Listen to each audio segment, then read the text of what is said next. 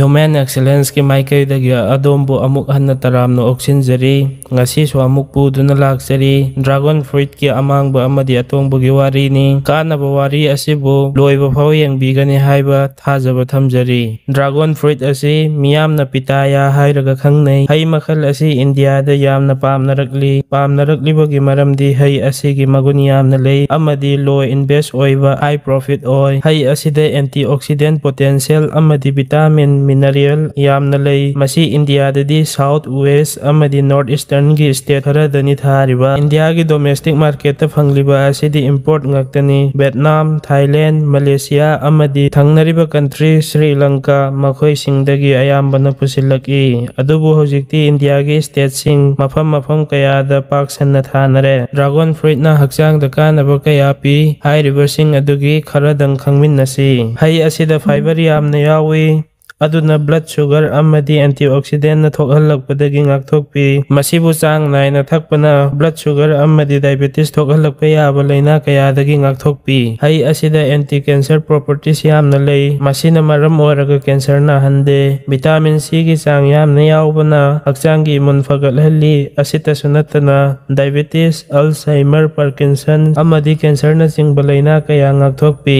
hai asida carbohydrate makhal amma yawi oligosaccharide asina flora gumba afaba bacteria puthok oligosaccharide asina flora gumba afaba bacteria semgatpada mateng pangi masi fiber yamna yawi digestive system fahalli cancer amadi cardiovascular laina singdagi kalli heart ki mateng yamna tawriba omega 3 amasung 9 fatty acid asi hai asigi amuba maru asida yawi amadi betalains hairiba asina bad cholesterol anthalli hai asida stress amadi unsa ka thekpa acne gi laina singbu antioxidant marang kaina yawbana laina ngakthokpi masita sunatana vitamin C yamna yawbana unsa bu hena fahalli amadi samsu fahalli ai makhal asida magnesium gi chang 18% oi akhoi gi saru gi joining amadi sarubu mapangkan yamna kalhalli akhoi na nungti gi chang naina glass amamam thaklabadi mit ki mapangal su fahalli angan ba matamdagi ai makhal asi yamna machi oibo oirakli hai asida vitamin B folate madi iron gumba kaya yauri mirolingai matamda hai asi sabana nutrients sing asina pokpada ngairiba angang aduda asok apan hingbada mateng pangi mapanggan kalhalli fetal bone halli hai makhal asida magnesium yawbana nupi singda aruba problem lakpada mateng yam pangi adum oinama buhai kaya aikhoina pamnei dariba adugi ayambana kanadaba sulei kanadaba khara amuk khangmin nasi hakchang da nunggi anaba denba oirabadi dragon fruit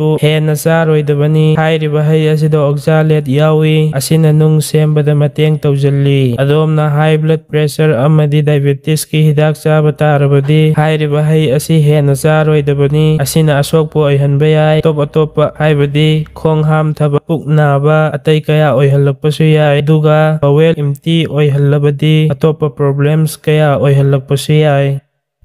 Video asibu loiba phaw yengbibagidamagta hainingai leitana thagatsari Human Excellence na adomgi tanglaba matambu manghanjaroi mathanggi video gidamagta chanbiduna subscribe tawbiramu.